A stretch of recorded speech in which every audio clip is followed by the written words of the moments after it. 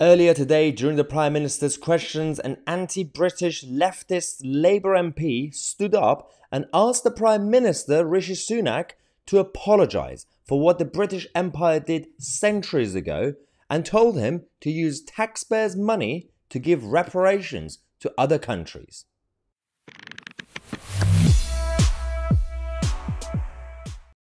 This is a definition of insanity in the House of Commons, in the political establishment these days. Let's talk about this woman. And as long as she identifies as a woman, I'm not really sure these days. Belle Ribeiro Addy, MP for Streatham in London, with a huge majority of almost 18,000. So a Labour heartland. She just decided to stand up and say we should continue to apologise for what's happened centuries ago. The time when either nations were empires or wanted to be empires, and everybody at some point had slaves, and everybody at some point invaded other countries. But apparently it's all our fault and the British Empire's fault. Okay, fair enough. But at the same time, considering the British government for the past few decades have actually been essentially been giving out reparations consistently using the terminology foreign aid and investment. So we're literally using taxpayers' money every single day to give money to other countries. But she wants official apology again and an official reparations. Let's go to this idiotic video and this woman and see what she had to say. This month marks 23 years since the passing of the late great Bernie Grant, a former member of this House and the founder of the UK reparations movement in the UK.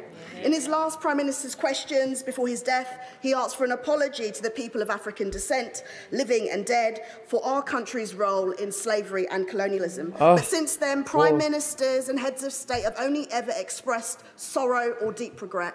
What else do you want? These are not sentiments that are befitting one of the greatest atrocities in human history. And there's been no acknowledgement of the wealth that has been amassed or the fact that our country took out the largest loan it ever has to pay off the slave owners and not the enslaved. So I want to ask the Prime Minister today if he will do what Bernie Grant asked all those years ago, what I have asked and what countless others have asked since, and offer a full and meaningful apology for our country's role in slavery and colonialism and commit to reparatory justice. It's asked, not oxed. It's asked, first things first.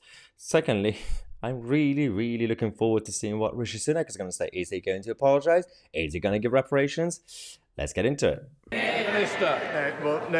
No, Mr. Speaker. What I think our focus should now be on doing is, of course, understanding our history in all its parts, not running away from it, but right now making sure that we have a society which is inclusive and tolerant of people from all backgrounds. That's something that we on this House, our side of the House, are committed to doing and will continue to deliver. But trying to unpick our history is not the right way forward, and it's not something that we will focus our energies on. Well done, Rishi Sunak. It's very rare for me to praise him. That's how you respond to this sort of nonsense. And that's a genuine way of saying that, well, the history is history, which you need to know what happened in the past. And right now, the tolerance that the political left talk about, they don't want tolerance. The tolerance that we talk about, and Rishi said in this video, in that speech, said, look at Kemi Badenoch as a perfect example, or Mahyar Tousi, right here, sitting here. Acceptance.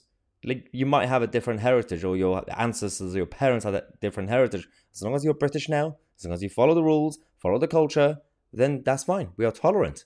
But that's not what they want. They do not want tolerance. They do not want acceptance. They don't want harmony. They want ultra multiculturalism. Multiculturalism is toxic. It's not what we need in this country. We need one unifying culture with different personalities and different mentalities and different costumes. You can't really, they don't even care about the same marginalized groups. They don't care about them. They want them to be divided. They want them to remain poor. They want them to continue to vote for the Labour Party. Because the moment they get rich, the moment they become more prosperous and educated and everything else, then they will not vote for the Labour Party. This is exactly why the political left want to continue division in this country, continue with identity politics, and continue with hateful rhetoric. Now, let me know what you think of that session, Prime Minister's questions. I'm Mahyar Tousi, and we are the media.